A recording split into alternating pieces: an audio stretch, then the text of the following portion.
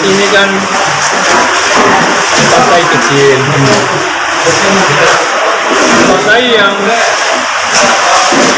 belum orang berbondong-bondong merebut, karena orang kan maunya kan masuk itu kan partai yang udah matang, partai yang udah besar, partai yang udah punya kursi di Senayan. Saya tidak tertarik dengan partai-partai yang sudah besar, sudah menguasai Senayan, dan saya tidak tertarik. Tapi saya lebih tertarik dengan partai yang baru bangun, partai masih kecil, tapi partai anak muda, partai milenial. Makanya saya tertarik untuk mendorong anak saya masuk caleg lewat partai kecil dan partai anak muda, partai PSI. Dan kita juga tidak tahu bahwa partai itu ternyata akan dipimpin oleh anak seorang presiden. Dan itu ternyata dengan singkat spontanitas dan tiba-tiba seorang anak presiden, Mas Kaisang, masuk pengurus dan langsung menjadi masuk pengurus, seminggu 2 minggu kemudian langsung masuk menjadi ketua. Ternyata kok apa yang saya tertarik itu kok sesuai dengan hati nurani saya gitu. Karena saya ingin biar partai kecil, partai yang banyak orangnya lirik, saya mau anak saya masuk di situ, mau kita bangun sama-sama sehingga partai itu kalau memang menjadi besar, dan partai itu menjadi besar itu kita andil masuk di dalam untuk membangun sehingga partai itu menjadi besar. Makanya dengan itu saya semangat, saya mendorong anak saya untuk caleg lewat partai PSI. Artinya dobrakan awal ini ya untuk gabungan untuk artinya yang tadinya tidak dilirik PSI, insya Allah nanti kita akan dilirik yang akan mengkaji. Ini pendobrakan pertama. Pendobrakan pertama ya. Karena anak saya juga kan baru pulang dari Amerika, diselesaikan kuliah di Amerika, baru di sini ada 3 bulan. Dan anak saya caleg lewat partai PSI baru 3 minggu ini. Baru 3 minggu ini, 3 minggu. Siapa tidak orang sudah daftar semua. Terus bagaimana pengurusannya? Tapi ini semua seperti ini doa Allah SWT memberi kemudahan, memberi kelancaran dengan singkat. Baru 14 hari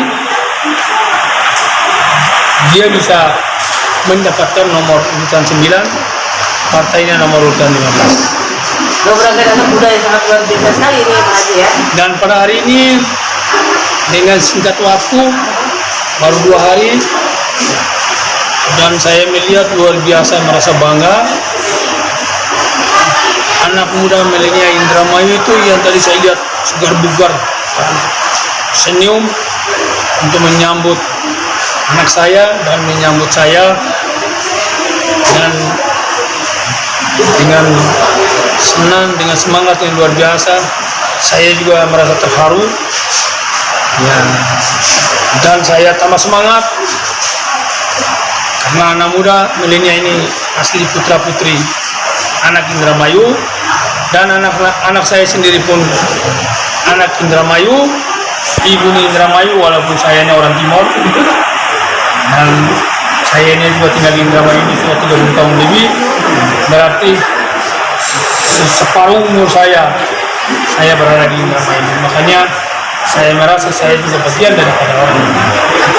Dan anak saya juga lahir di Indramayu, besar di Indramayu, dan anak Indramayu. Makanya saya melihat anak muda milenial ini menyambut anak saya yang luar biasa. Saya juga terharu. Mudah-mudahan harapan saya sebagai ayahnya, sebagai bapaknya, mewakili ibunya dan keluarga besar kami yang ada di Indramayu semuanya, memohon doa dan dukungannya. Masyarakat Indramayu bisa mengantarkan anak kami untuk mewakili masyarakat Indramayu di Senayan, di DPR RI. Indramayu ya, yang pasti sih balik lagi ya, keluhannya kan banyak, kurangnya lapangan pekerjaan. Siap. Kedua, rata-rata itu hampir 80% ya, saya dengar itu rakyat Indramayu itu jadi petani. Cuman petaninya kurang sejahtera ya di Indramayu ya. Visi misi saya untuk mensejahterakan petani-petani Indramayu, karena mereka ini adalah suplai untuk kehidupan kita, karena kita semua butuh makan pastinya dong. Kalau misalkan petani kita nggak kita sejahterakan, nanti siapa yang ngasih kita makan? Ya kan? Yang ketiga itu untuk meningkatkan tingkat SDM Indramayu. Jadi masyarakat Indramayu ini batasan untuk kerjanya itu tuh nggak hanya sampai tingkat petani, tapi bisa jadi ahli atau spesialis di bidang-bidang lainnya. Paling untuk sementara itu ini dulu ya. Bisnisnya. Nah, satu lagi nih Pak Herdinan. Artinya apa yang mendorong Pak Herdinan untuk menjadi bacalek untuk di DPR RI ini? Sebagai penyemangat ya, motivasinya. Ya. Motivasi ya pertama ya itulah. Saya ini kan asli orang Indramayu ya. Selama 23 tahun saya hidup di Indramayu ini, udah berkali-kali lah orang dari luar datang ke Indramayu bilang, aduh mohon dukungan, doa, nanti kalau udah jadi janji akan seperti ini, janji akan seperti itu. Ya motivasinya ya, saya sudah lelah lah menunggu, menanti janji-janji manis mereka itu. Akhirnya saya mau berdiri sendiri untuk bergerak sendiri untuk memajukan, karena saya sudah capek menanti ya. Akhirnya saya memilih untuk bergerak sendiri, dan saya juga ingin membuktikan kalau anak muda itu juga berkompeten untuk menjadi wakil masyarakat, bukan hanya orang tua doang. Karena kami anak-anak muda ini sekarang pendidikannya juga udah tinggi. Selain dorongan jiwa kita sebagai orang muda ya, dari keluarga sendiri bagaimana nih?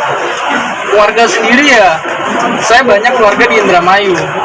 Keluarga pun setuju dan mendukung.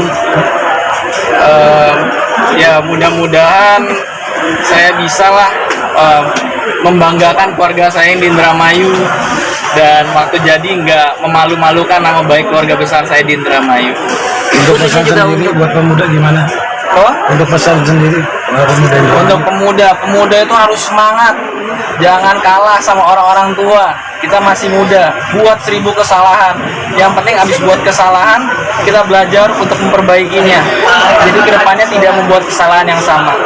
Jadi untuk anak-anak muda jangan takut berbuat salah, karena kita ini manusia. Kalau nggak pernah buat salah diangkat Tuhan nanti jadi malaikat.